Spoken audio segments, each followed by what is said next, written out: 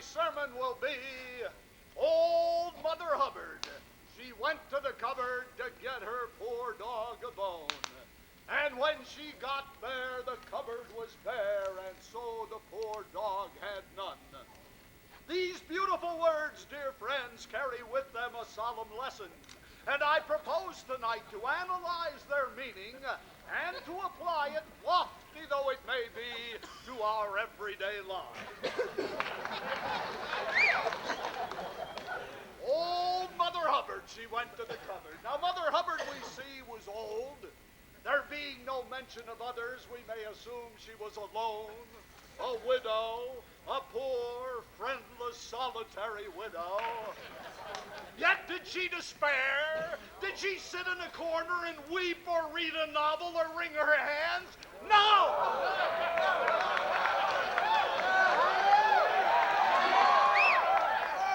She went to the cupboard!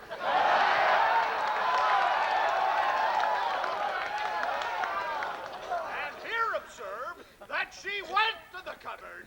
She didn't hop or skip or run or jump or use any other peripatetic artifice. She merely and solely went to the cupboard.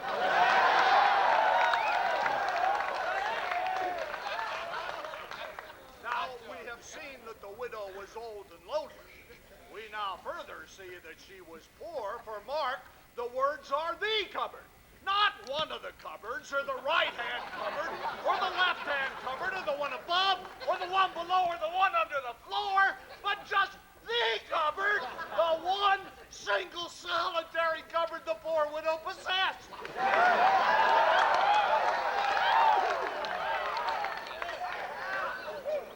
And why?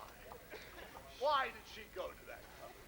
Was it to bring forth golden goblets or costly apparel or glittering precious gems? No! It was to get her poor dog a bone.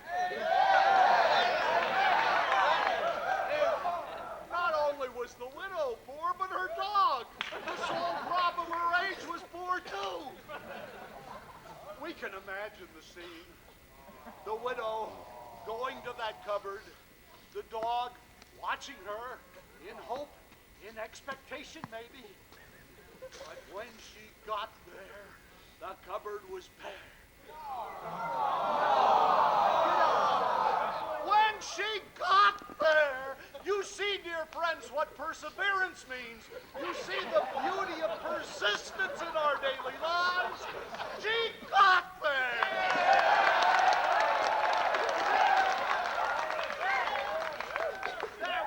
Twisting or turning, no slipping or sliding, no leaning to the left or faltering to the right.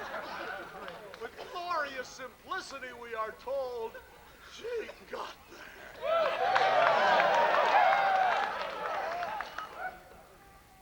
And how? How were her noble efforts rewarded? The cupboard was bare.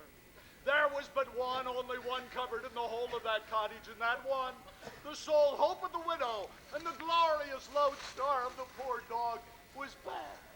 Had there been in it a wing of turkey, a leg of mutton, or a brick of ice cream, the case would have been different.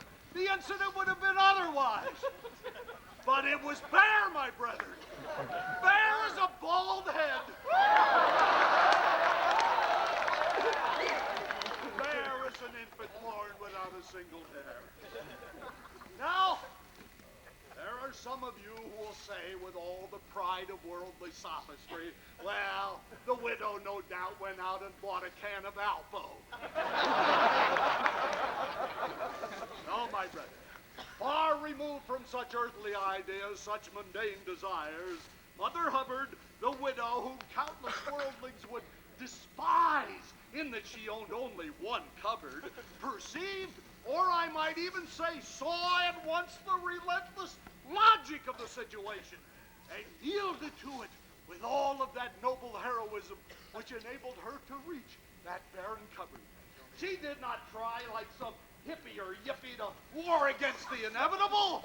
She did not attempt like your so-called men of science to explain what she did not understand. She did nothing.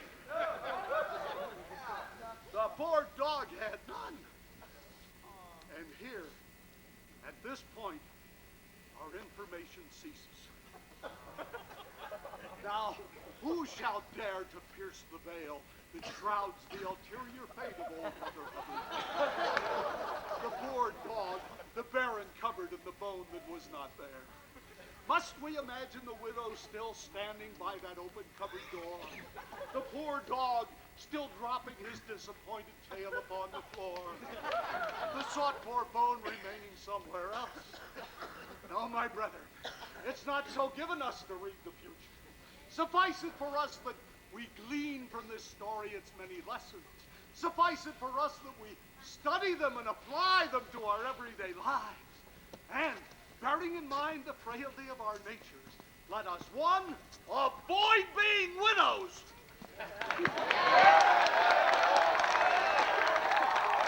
Two, refrain from keeping dogs. Three, have more than one cupboard in the house and keep stores in them all. But, my brethren, if fate has ordained that we do any of these things, let us then go as Mother Hubbard did, straight without curveting or prancing to our cupboard, barren though it be, so that chroniclers of future generations may be able to write also of us in the glorious words of our text. And so the poor dog had none. Yeah.